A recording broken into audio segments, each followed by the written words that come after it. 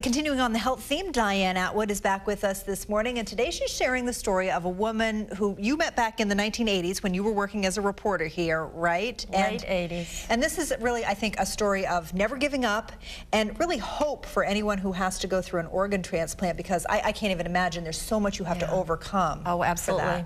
Well, it was back in the late 80s that I did this story with Ellen Munson, and she had had her first kidney transplant in 1986.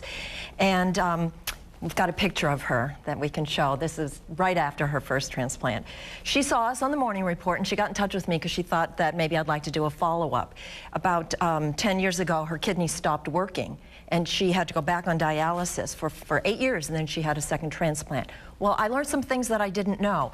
I thought that if you got a kidney transplant and you didn't reject it right off the bat, that it was yours for life and that it would be, work forever. But she told me that the average lifespan for a donated kidney from a deceased donor is about 15 years. A little longer if it's from a living donor. Hers lasted 18 years. Now, I didn't know that. Now, she qualified for a second transplant, but she had some obstacles to overcome.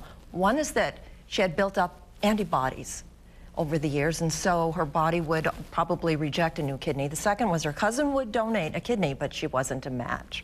So she did some research. She's quite a woman. And she found the incompatible kidney transplant program at Johns Hopkins in Baltimore. And so she and her cousin were accepted, and they were matched to a father and son out in the state of Washington. So her cousin donated her kidney to the father, and the son donated his kidney to Ellen. So the father and son were not a match with each other, right? And Ellen and her cousin were not a match, but they in a circular way, they matched each other. That's right. Wow. I know, wow is right. It's called a paired kidney exchange or a kidney swap.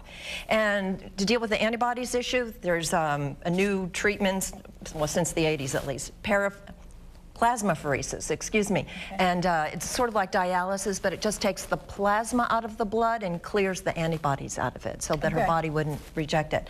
So she had that second transplant in March of 2012. We've got another picture of her, fairly recent, with her grandson. Wow, she looks great. She looks awesome. She's now, I think she told me, 55. That's Ethan, her grandson. She just had a checkup recently. Everything's going great.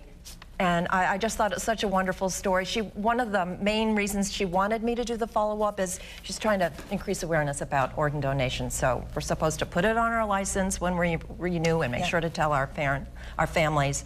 And you can read more about her story on my blog, Catching Health. It's at catchinghealth.com. And you know what I'm thinking? There must be lots of people out there I did stories on way back when. I would love to hear from them, and maybe we can do some other follow-ups. Excellent, excellent. Well, thank you for coming in and sharing that one. That's a great one. That was a great story. Thanks, Diane. Take care.